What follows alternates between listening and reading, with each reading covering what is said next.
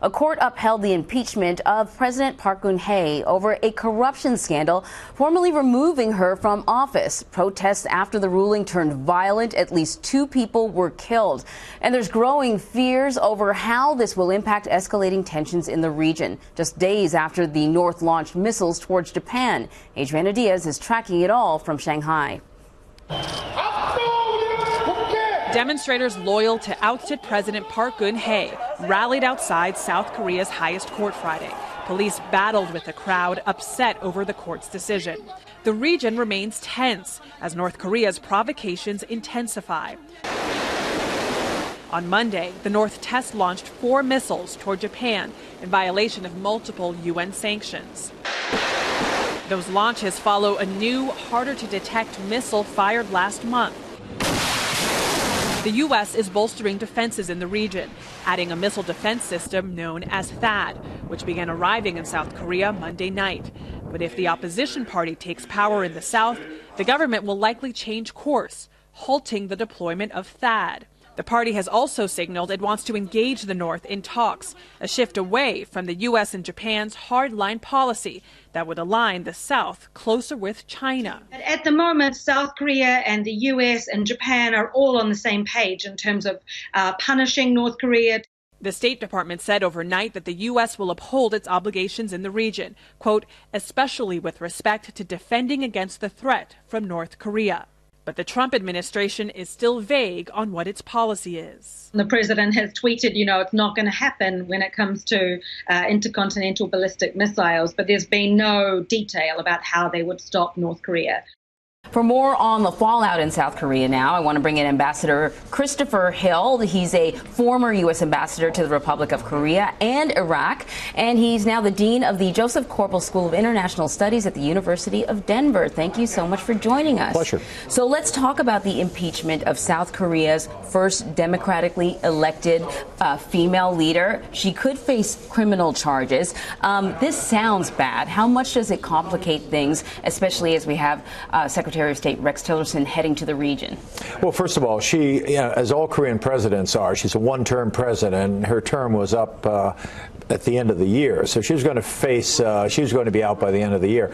But this is a big development. First of all, they have to put together a campaign within 60 days, and the betting now is that the left-of-center party is probably going to take over, in large part because of the scandal that eventually took her out of office. Mm-hmm. So we're going to get a kind of a different Korean government in the coming months, and a big question will be, how will the Trump administration handle this? Left-of-center governments tend to be a little more accommodating of, trying to understand the North Koreans, tend to be a little tougher on Japan, tend to be a little less willing to follow our lead on things. So it's going to require a little more diplomacy on our part. Mm-hmm. And I guess Secretary of State Tillerson will get a start on this in this trip. Well, it's very interesting because this is all happening at a time where there's a lot of dynamic things occurring. Let's say, we have the deployment of THAAD, which is the missile defense system that South Korea and the U.S., they're working together to put together. It's a response. It was in response to North Korea deploying missiles towards Japan, and they basically said, look, this was practice to see if we could hit a military base, an American military base in Japan. Pulling together THAAD, putting it together, was that a good way to react? I think it's a good way, and frankly, I think it's the only way. I mean, we have an alliance with South Korea, and if we're unwilling to put our best technology forward, I mean, many South Koreans would say, well, what does this mean that you're not willing to deploy missile defense? Now, at the same time, many South Koreans are a little worried about the reaction in China, the fact that the Chinese have chosen to get very upset about this, and they say this THAAD system, this terminal high altitude area defense system, is not aimed necessarily at the North Koreans, it's aimed at our systems. So the Chinese have kind of gotten themselves up into a row about this. So South Koreans get a little uncomfortable with that because they rely on China. It's a huge market. So I think it's up to our Secretary of State to kind of tamp this down, and I hope he's looking forward to it. Well, let's talk a little bit about China's response, because they were very vocal, warning that the North Korea and the U.S., they're heading toward a collision course, I think was the word that was used. But sanctions don't seem to be working. They're certainly, if they're slowing the progression, they're not stopping the progression of North Korea's development of missiles. So where does China come into play? I mean, finger wagging is one thing, but shouldn't they be doing a little bit more? The North Koreans don't care what any of us think, and this particular leader of North Korea doesn't care what anyone thinks, including the Chinese. His father kind of paid some respect to the Chinese. That's one reason his father entered into negotiations on the basis of doing away with their nuclear systems. He was pressed by the Chinese. This guy doesn't seem to care. So the Chinese are worried. They don't seem to have the leverage. They are prepared to go further on sanctions. In fact, they've done some things lately, including cutting off their coal supplies. But cutting off coal supplies is probably not going to slow down the development of nuclear warheads, and that's what we're really worried about today. But how can they not have the leverage? They're the #1 trading partner. They can just cut off the money. They can cut off financial flows. They've cut off oil, coal, or rather coal, not oil, but coal purchases.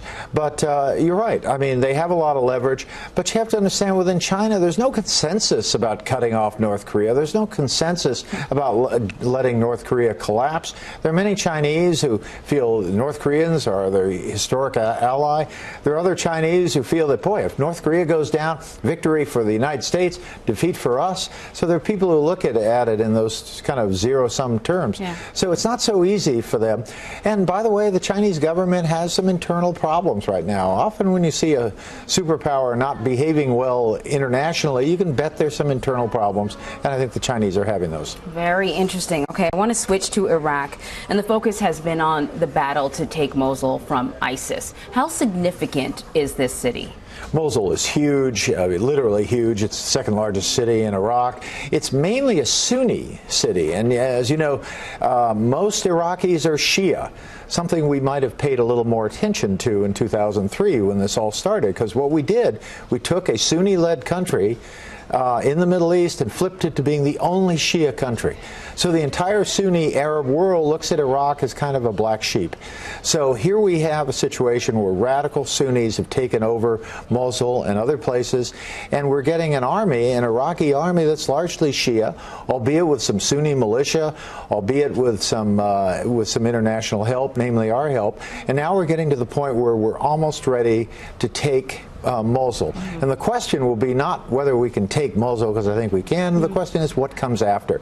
Will it be kind of a Sunni-dominated city as it was before, but loyal to the Shia-led country in Baghdad? These are all questions that the Iraqis really need to be up for answering. And certainly, it's not at all clear how this is going to work. So, on that, in that sort of stream of thought, if we're able to wipe out ISIS, is there a possibility that we will create sort of a terror vacuum where we're leaving a space for another terror group to walk right in? They're right across the border in Syria, many of them. Yeah, I mean, I think we're going to be able to push ISIS out of Mosul, which is really the last bastion in Iraq. But ISIS is very much has power within Syria, especially in the absence of any state power there, and in the absence of really capable democratic forces on the other side. So this is going to be a very tough proposition. There's no negotiating with ISIS. It's a war of annihilation. We need to take care of ISIS, and it's not a pretty picture. We have to do that. But there does need to be a political settlement in Syria. There does need to be a settlement of the issue of who's going to replace Assad, and I don't think it can be Assad, by the way. And there does need to be an effort within Iraq, in the Shia majority, to reach out to the Sunnis. At the same time, however, the Sunnis in Iraq, only 20% of the population, the Sunni Arabs in Iraq, need to understand that their future is to live under a Shia majority state, and that's been the problem. Right. Very complicated. Definitely no easy answers at all. Ambassador, thank you so much for joining.